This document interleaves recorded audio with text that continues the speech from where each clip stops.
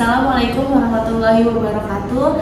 Perkenalkan, kami dari kelompok 6 yang beranggotakan saya Yuniar Amalia, saya Musdalifah, Saya Nasya, saya Neneng, Saya Naila Putri Nur Setiawan. saya Nova, saya Adelia. Di sini kami ingin mewawancarai berbagai helper, yaitu yang terdiri dari dokter, psikolog, dan notaris. guna untuk memenuhi tugas mata kuliah pengembangan profesi konseling yang diampu oleh Ibu Sabrina.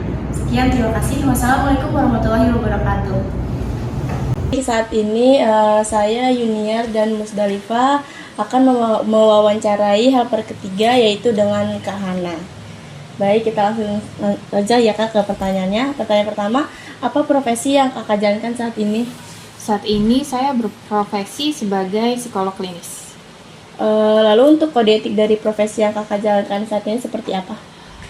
Untuk kode etiknya tentu saja untuk merahasiakan terkait rahasia apapun yang subjek ingin rahasiakan, karena di sebelum proses konselingnya juga tuh pasti ada kita ngasih inform consent kan ya. Jadi semua data yang kita terima dan klien berikan ke kami itu pasti atas persetujuan kedua belah pihak dan tidak akan saya expose ke yang lain seperti itu. Baik Kak. Lalu upaya bantuan apa yang kira-kira diberikan dari profesi Kakak saat ini? Gimana? Upaya bantuannya? Iya, Pelayanannya tentu saja memberikan konseling, apapun jenis konseling yang dibutuhkan oleh pihak klien. Kemudian juga karena saya psikolog, jadi saya memberikan psikoterapi ya. Kalau perbedaannya dengan psikiater itu kan mereka memberikan farmakoterapi. Nah, kalau dari pihak kami, psikologi atau psikolog klinis tentu memberikan psikoterapi. Oke. Seperti itu. Selanjutnya, kira-kira kolaborasi apa yang bisa Kakak lakukan dengan profesi lain? Untuk profesi yang lebih dekat dengan kami tentu saja itu psikiater ya, karena psikiater kan dokter jiwa. Kalau kami juga berurusan dengan kejiwaan juga tentunya. Perbedaannya yaitu psikiater memberikan obat atau resep yang namanya farmakoterapi, kalau psikolog klinis memberikan psikoterapi. Seperti jenis-jenis terapi apa saja yang dibutuhkan oleh klien seperti itu. Nah, biasanya tergantung dari situasinya juga. Misalnya ada klien yang datang ke psikolog terlebih dahulu. Jika telah kami berikan asesmen dan membutuhkan farmakoterapi, pasti kita akan rujuk ke psikiater. Seperti itu.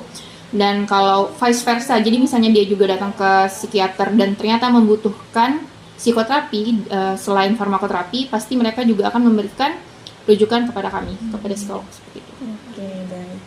Lalu kira-kira kelebihan dan kelemahan dari profesi yang Kakak jalani saat ini?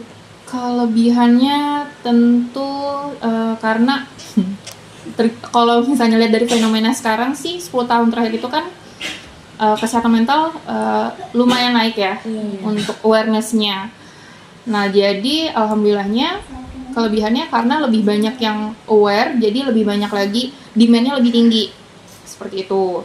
Jadi karena demand-nya juga tinggi, awareness-nya tinggi, jadi sudah bukan hal yang tabu lagi untuk membicarakan masalah kesehatan mental di masyarakat seperti itu. Untuk kelemahannya, dibaliknya menaiknya juga awareness-nya, tentu saja tingkat kenaikan tersendiri itu nggak melonjak tinggi banget ya. Tetap masih ada juga hal yang maksud saya masyarakat yang masih tabu juga. Terus juga seperti biasa banyak juga yang bilang kalau misalnya kita pergi ke psikolog itu cuma karena kurang iman aja ya. Jadi dalam sisi religiositasnya juga masih banyak orang yang masih kayak bukan mencampuri sih, kayak lebih ke salah kaprah gitu kali ya. Salah mengartikan. Jadi ya itu sih paling kelemahannya, karena masih banyak yang mencampur semuanya dari kayak hal budaya, religiositas, padahal sebenarnya dari sisi agama kebetulan saya juga Islam ya. Jadi sebenarnya apa yang masuk ada di Islam itu hal-hal yang telah kita pelajari dari kecil itu sebenarnya ada juga di psikologi.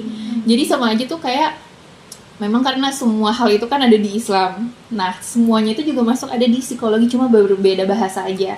Jadi seperti hal-hal yang nggak bisa kita jelasin cuma ada di religiositas itu sebenarnya kita bisa jelasin di science. Kayak gitu. Ini cuma for your information aja sih sebenarnya gitu. Oke. Pertanyaan selanjutnya akan dijelaskan oleh Musda ya Kak. Silakan. Pertanyaan selanjutnya, dengan profesi kakak saat ini, tantangan apa saja yang telah kakak lalui dan tantangan-tantangan terbesarnya itu apa aja dan bagaimana cara menanganinya? Ini agak panjang sih, nggak apa-apa ya. Kalau untuk tantangan tersendiri, pribadi, karena ini kan saya masuknya S2-nya itu di psikologi profesi ya. Psikologi profesi klinis. Nah, tentu saja untuk lulus dari jurusan ini, saya ada yang namanya PKPP, jadi praktik kerja psikologi profesi. Jadi kalau di kedokteran tuh kayak apa ya, kayak koas. Jadi setiap stase itu kita harus lalui, misalnya ada stase anak, stase remaja, kayak gitu-gitu. Nah, kalau di psikologi itu tadi anak, remaja, dewasa, lansia, kemudian juga ada komunitas. Komunitas ini biasanya banyak yang mengambilnya juga di ranah pendidikan, seperti itu. Nah, tantangannya apa? Kalau kebetulan saya dan teman-teman dekat saya itu sudah diwanti-wanti nih dari sama dosen dan juga sama kaprodi kalau nanti kalian PKPP, kalian pasti akan menemukan dan beresonansi dengan masalah-masalah yang kita punya. Jadi misalnya A ini broken home. Biasanya nanti pas praktek itu ketemunya sama orang-orang yang broken home. Secara tidak sadar, secara alam bawah sadar menariknya seperti itu. Nah, ya tantangannya di situ sih. Kebetulan aku dapetnya yang mirip-mirip sama aku. Jadi kayak, kok nih orang mirip banget ya sama gue gitu. Gue aja nggak bisa ngelaluin hal ini misalnya gitu. Betul. Dan gue harus ngebantu orang ini gitu. Berarti kan sama aja kita kayak ngebantuin diri sendiri kan sebenarnya. Dari jawaban dari diri sendiri. Betul, itu sih yang susah banget jadinya. Banyak bukan dari kampus aku aja, banyak yang aku dengar nggak lanjut kuliahnya tuh karena ke-trigger. Oh iya, ke distract ya. Ke-distract dan ter-trigger juga karena aku ketemunya sama hal yang kayak gini, jadi balik lagi malah relapse orang tersebut kayak gitu. Aku sempet sih kayak gitu relapse karena ngerasa ini parah banget nggak bisa nih kayak gini. Terus kakak sempat ada pengen nyerah, terus cara ngedorongnya lagi tuh? Ngedorongnya ya karena aku pengen lulus. Karena ini cita-cita aku, jadi kayak ini nggak bisa nih kalau aku mundur walaupun pengen banget kayak aduh mundur aja deh, nggak usah deh, capek banget gitu. Kok parah. Tetap banyak yang dukung kan? Alhamdulillah sih support system dari teman-teman tuh tinggi banget karena semuanya kan pasti pada ke-trigger ya, nggak ada yang nggak ke-trigger.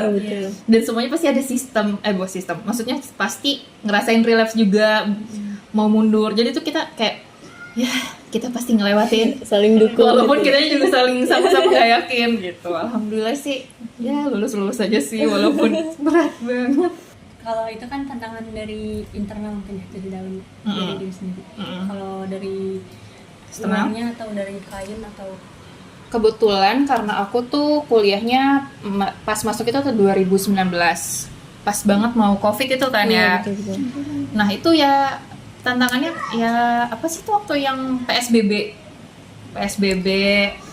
terus PSBB kan itu berbulan-bulan, terus sempat bisa balik lagi, habis itu PSBB lagi. Ya nggak sih, PSBB nggak sih waktu itu bahasanya, yang nggak boleh ada yang masuk dan keluar gitu kan, kayak ya diamankan gitu kan?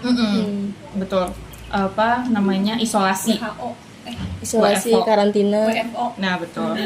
Iya Jadi gitu. sebenarnya kalau dari kampus itu sudah menjalankan MOU dengan beberapa tempat untuk PKPP seperti rumah sakit jiwa, panti jompo dan lain-lain. Jadi kita tinggal datang aja nih misalnya ke rumah sakit jiwa mana, karena kita sudah menjalankan MOU kan. Tapi karena masalahnya yaitu COVID, jadinya MOU itu tidak berlaku. Bukan berlaku sih, karena ya itu tadi, karena COVID dan PSBB. Jadinya qadarullah kita harus cari sendiri. Nah itu yang susah banget kemarin. Itu parah banget, susah banget, karena nggak semua tempat menerima anak praktek dan magang gitu kan, karena ya kita dari luar gitu, gimana nih caranya masuk, sedangkan mereka aja lagi isolasi mandiri gitu kan. Betul. Nah jadi paling ada yang mengharuskan untuk swab kayak gitu-gitu loh, kayak gitu-gitu paling swab. Nah susahnya juga tuh ya itu tadi, karena nggak semuanya menerima, dan juga syarat-syarat tertentu. Misalnya ada yang harus, kalau misalnya kamu mau di sana kayak di Lido, itu kamu harus stay di sana selama 1 bulan. Kamu nggak boleh keluar, karena ya sama aja dong, berarti harus swab berkali-kali, dan kemungkinan untuk kamu membawa virus kan berarti lebih tinggi. Kayak gitu sih. Sama kalau dari eksternalnya paling karena kita juga harus punya pembimbing eksternal di tempat tersebut. Jadi kadang tuh pembimbingnya tuh bukan di ranah psikologi atau psikiater, jadi kita kadang susah untuk bimbingan gitu loh, untuk bertukar pikiran gitu, kayak ini gimana ya baiknya gitu. Karena kan kita harus ngasih intervensi kan, kita harus ada outputnya nih, gimana nih, kamu bukan cuma buat praktek data assessment, ngambil assessment doang, diagnosisnya apa, habis itu ya udah nggak mungkin kayak gitu kan. Jadi kita harus ngasih output. Nah outputnya itu apa? Pasti terapi kayak gitu. Jadi kita harus tentuin dulu nih diagnosisnya seperti apa, udah fix atau belum, sesuai atau tidak dengan klien tersebut. Jangan sampai kita salah diagnosis. Kalau salah ngasih diagnosis itu kan sama aja kita tidak memenuhi kode etik, betul kan? Dan juga salah memberikan intervensi seperti itu. Jadi itu sih paling. Kadang juga ada yang kayak kliennya atau pasiennya, kayak kemarin aku yang pasien psikotik tuh kayak skizofrenia. Kayak gitu. Tahu kan ya skizofrenia. Nah, itu kan skizofrenia aja kan ada berbagai macam, ada yang paranoid, ada yang disorganisasi dan lain-lain. Kalau paranoid itu yang dia punya waham atau delusi, yang kayak ada yang namanya waham kejar, ada yang itu merasa diikutin sama seseorang, atau ada roh-roh jahat kayak gitu.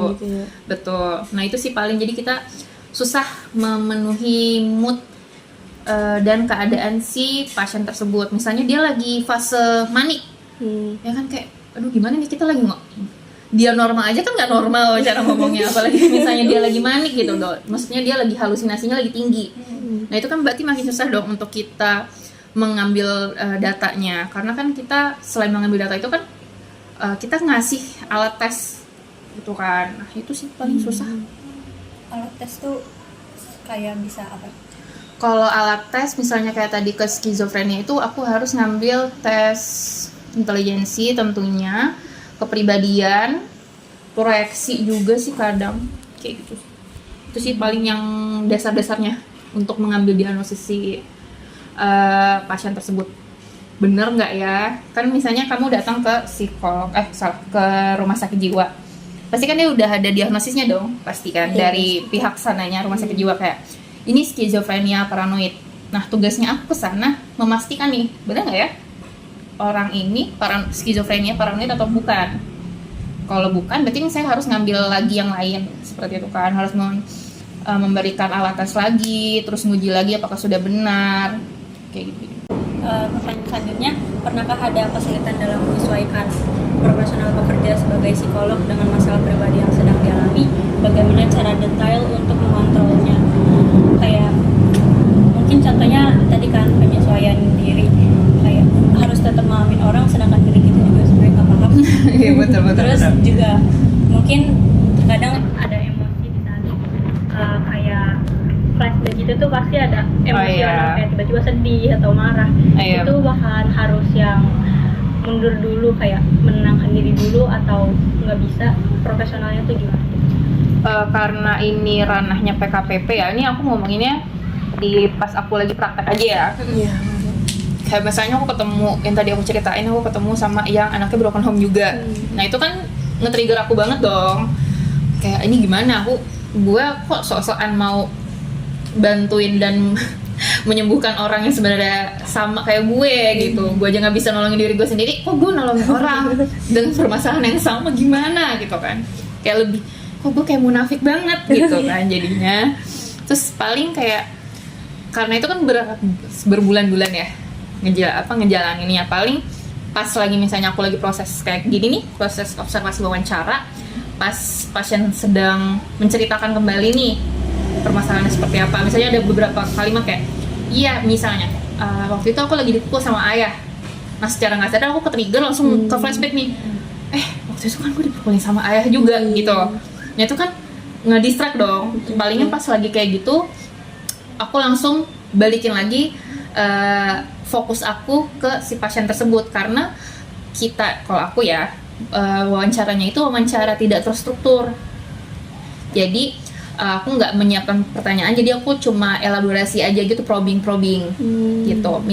Terus aku juga diajarin trik dan tipsnya dari dosen pembimbing aku, sebelum kita konseling atau mengambil data lah kayak gitu, assessment, kita harus memposisikan diri kita itu di luar box, out of the box gitu loh. Jadi ini kita nih di dalam box ini nih kita as a whole, yang benar-benar diri kita gitu, yang selama ini kita jalankan perannya ini kita nih di dalam box ini. Nah, sedang saat kita lagi mau membantu klien, kita harus mengeluarkan diri kita di luar box atau ke box yang lain, yaitu box sebagai Hana sebagai psikolog. Hana yang kosong, kita harus benar-benar kosong saat kita lagi OW, kita lagi membantu. Jadi kita nggak boleh bias itu kan bisa bias ke pasien, bisa bias ke diri sendiri seperti itu. Jadi aku tuh terus mengingatkan, ini aku lagi berperan sebagai Hana yang psikolog yang mau membantu pasien ini. Gimana caranya aku mau membantu pasien ini kalau aku nggak bisa tenang gitu. Jadi apalagi kan kita juga harus latihan untuk tidak menunjukkan emosi-emosi tertentu. Kayak misalnya aku juga orang ini cengeng banget kan, aku dikit-dikit nangis. Aku tuh nggak bisa banget kalau ada hal-hal sedih, aku dikit-dikit nangis. Sedangkan kalau lagi sama pasien, aku nggak boleh nangis. Mau sesedih apapun itu, yang mau pasiennya mau nangisnya udah kayak nangis apa, itu aku nggak boleh ikutan, aku nggak boleh nunjukin emosinya. Nah itu sih aku harus menjaga, susah banget memang, menjaga profesionalitas aku yang kayak sedih. Jadi empatinya kita itu harus misalnya empati aku nih 1-10, di Hana yang biasa 10. Di Hana yang sebagai psikolog, aku harus menempatkan itu turun ke 4 atau ke 5. Jadi aku harus empatinya harus dikurangin, jadi aku harus cuma simpati gitu. Karena kalau nanti empatinya lebih tinggi, kamu akan menunjukkan, iya betul, nanti kamu jadi jadinya kamu akan bias dan lain-lain. Tapi ini berdasarkan aku ya, pengalaman aku nggak tahu untuk teman-teman yang lain seperti apa cara-caranya kayak gitu sih. Tapi untuk bisa seperti itu prosesnya juga banyak, sempat gagal atau terus gagal terus, karena itu balik karena aku orangnya yang cengeng, dikit-dikit nangis, terus kadang tuh kayak capek gitu kan. Kalau kita mendengarkan dengan penuh empati itu pasti kamu akan merasakan sensasi-sensasi di fisik, entah misalnya kamu pusing, kamu mual, badan jadi lemes, itu pasti kalau kamu mendengarkan secara fokus kayak gitu. Jadi gimana caranya nih kamu tidak terlalu mengefek ke diri kita sendiri nih, ke tubuh. Jadi kita harus kayak oke, ini ceritanya seberat ini, tapi nggak boleh ngasih efek ke diri lo ya kan. Walaupun memang mau tidak mau secara sadar tidak sadar nanti setelahnya pasti kamu akan pusing karena saking beratnya. Jadi itu kan jadi aku nggak tahu ya penting apa enggak untuk diceritain, tapi manusia itu kan punya energi, ya kan. Di transpersonal dijelaskan, di Islam dijelaskan, di psikologi juga dijelaskan kalau kita punya energi. Nah kalau kita lagi punya masalah berarti energinya apa yang banyak? Negatif dong. Iya. Sedangkan orang yang punya banyak masalah ini energinya negatif, dia mau cerita ke psikolog, pasti kan itu ada transfer energi dong. dari aku yang harusnya kosong, aku sebagai psikolog yang harusnya kosong, energinya harusnya netral, diberikan energi negatif kan berarti draining dong. Ya kan? Ya udah jadinya kayak nginget-nginget diri sendiri kayak gitu. Terus kalau kan setelah mendengar atau setelah menerima transfer energi negatif itu, kakak gimana ya? Istirahat terus kan akan biasanya ada pertemuan selanjutnya dengan kakak. Benar. Itu tuh Tergantung sih. berarti dipikirin dulu sama kakak gitu. Betul. Jadi waktu untuk diri sendiri sedikit. Tergantung sih, paling kalau misalnya satu sesi itu kan tergantung dari kitanya, ada 45 menit sampai 60 atau 90 menit. Nah paling kalau udah ya itu kita harus tahu batasan diri sendiri gitu. Kalau aku sih biasanya setelahnya pas lagi ada ngambil data atau asesmen itu kan kita kan entah direkam, entah kita catat hal-hal pentingnya. Yang penting kita udah tahu nih datanya sudah ada. Paling aku ya udah habis ngambil data aku langsung tidur, paling biasanya tidur sih, atau istirahat atau makan atau jalan-jalan yang nge-recharge energi lagi sama mood gitu. Karena biasanya tuh bukan biasanya sih, yang aku dapetin qadarullah tuh yang benar-benar berat banget, yang hal yang nggak pernah aku kepikiran orang bisa punya ujian kayak gitu. Yang kayak wah ini berat banget nih orang nih gitu. Jadi paling istirahat dulu sih. Kalau misalnya untuk sesi selanjutnya tergantung, misalnya ada yang besoknya udah ada sesi atau misalnya jadwalnya baru minggu depan. Kalau aku sih batasin hari itu aku coba nerima berapa pasien, karena itu buat aku draining. Jadi daripada aku menerima banyak banget dan aku nggak bisa bantu klien sama pasien ini secara maksimal, jadi mendingan aku nerimanya cuma sedikit biar aku bisa bantu. Dan pas pulang itu kan pasti aku harus menyusun dong, saat mereka yang lagi curhat aja tuh aku pasti udah nyusun. Oke, intervensinya mungkin masalahnya ini, core masalahnya ini, kepribadiannya seperti ini, aku harus nyusun intervensinya juga kayaknya ini deh cocok ya sama ini, sama si pasien ini. Udah banyak banget nih di otak, berarti aku harus istirahat dan nyusun lagi pas di rumah. Habis itu baru deh nanti ketemu lagi dalam keadaan yang netral lagi. Ini deh terakhir penutup dari pertanyaan ke-7. Menurut kakak berprofesi sebagai psikolog klinis ya, itu harus yang memiliki kayak harus sebagai orang yang perasa, atau justru kita kayak mati rasa? Jadi jatuhnya kan kita ketemu sama banyak klien, banyak apa sih trigger, terus kita juga harus yang ngelakuin diri sendiri. Jadi jatuhnya kayak harus ibarat kayak kebal mati rasa gitu. Apa harus perasa? Untuk masalah kayak gitu, karena semua manusia itu punya masalah ya, dan punya tingkat empati dan simpati yang berbeda-beda tentunya, punya ujiannya sendiri, yang triggernya apa segala macam kayak gitu kan. Dari awal tuh kita udah dijelasin kalau jadi psikolog, kamu mau membantu orang, kamu harus bantu dan selesaikan diri sendiri dulu. Kamu mau nyembuhin orang nih, kamu harus sembuh dulu diri sendirinya. Makanya pas aku kuliah itu kita udah dikasih workshop segala macam. Jadi tuh proses kuliah aku tuh lebih ke praktek untuk menyembuhkan diri sendiri sih.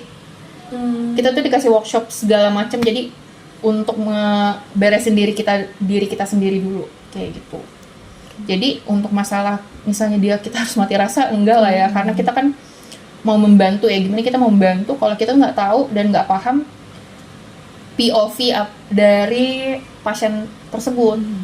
Kayak aku misalnya, aku nih empatinya tinggi banget misalnya, ya aku harus profesional. Aku harus tahu kalau misalnya sudah berurusan dan berhadapan dengan pasien, ya aku harus profesional. Aku harus menurunkan tingkat empati dan menaikkan tingkat simpati aku. Seperti itu. Oke, terima kasih. Selanjutnya dari bidang agama, sosial, politik, dan pendidikan, bidang mana penanganan kasus psikologi yang paling rumit untuk dituntaskan? Kemarin qadarullah aku ketemu sama orang Hafiz. Berarti kan dia sebenarnya tuh juga pokoknya jago banget Islam lah gitu-gitu loh. Banyak, berarti dia harusnya imannya lebih tinggi dari aku lah gitu-gitu kan. Lebih tahu banyak apalah hadis gitu-gitu. Ya setelah nge-assessment sih ya enggak juga sih, karena menurut aku itu nggak terlalu relevan banget sih sama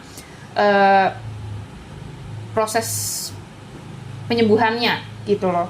Karena kan biar gimana kita cuma nyarinya tuh dari kayak apa ya, core-nya, kayak basic-nya tuh dia permasalahannya di mana gitu kan. Cuma nyari core-nya dia, kayaknya kalau menurut aku sih relevan, tapi nggak terlalu relevan banget tuh. Misalnya dia dari sosialnya, maksudnya dari bidang agama lah atau politik. Kemarin juga aku sempat nanganin yang gagal nyalek.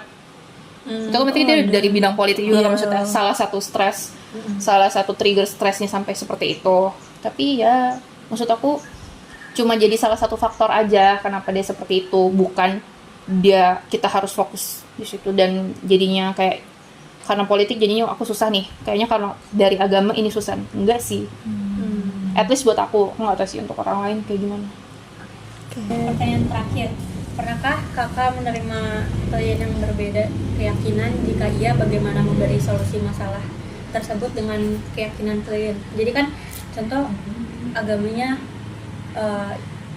Kristen, terus kakak Islam, dia yakinnya mungkin untuk kembali untuk peradaan untuk menenangkan dia kan lebih ke kalau dia Tuhannya keyakinannya gini, kalau kakak gini gitu.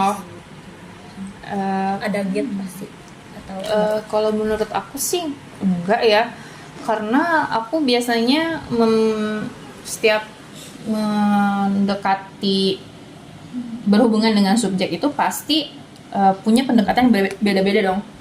Ya kan, karena kita ngikutin dan harus beradaptasi sama si subjek tersebut. Ya, dan kita nggak boleh juga, karena itu melanggar kode etik untuk memaksakan ideologi kita ke subjek tersebut gitu. Jadi nggak ada masalah sih mau dia keyakinannya apa juga. Kebetulan aku yang kemarin dia Islam, tapi dia keyakinannya lebih ke misalnya lebih percaya terhadap kalau ya udah deh, parah deh, juga bisa disebutin juga sih. Maksudnya walaupun dia Islam pun belum tentu dia sependapat dengan kita kan, atau saya gitu. Jadi nggak ada permasalahan sih, alhamdulillah. Apapun agamanya. Jadi lebih kitanya yang netralin keyakinan dia yakinnya gimana. Karena menurut aku untuk membantu klien tersebut ya nggak harus dari sisi religiusitas, walaupun memang perlu. Misalnya dari agama aku gitu, agama saya atau agama kita ada memang kayak coba lebih perbanyak zikir kalau memang si pasiennya itu juga lebih nyaman ke hal-hal yang religiusitas. Kalau dia nggak, walaupun dia nyaman, dia misalnya dia berhijab panjang, kalau dia nggak nyaman diberikan saran-saran dari sisi religiusitas, ya nggak mungkin aku kasih. Oke. Jadi nggak bermasalah sama sekali. Oke, alhamdulillah sudah pertanyaan terakhir. Terima kasih banyak ya Kak ya. Terima kasih Kak Hana.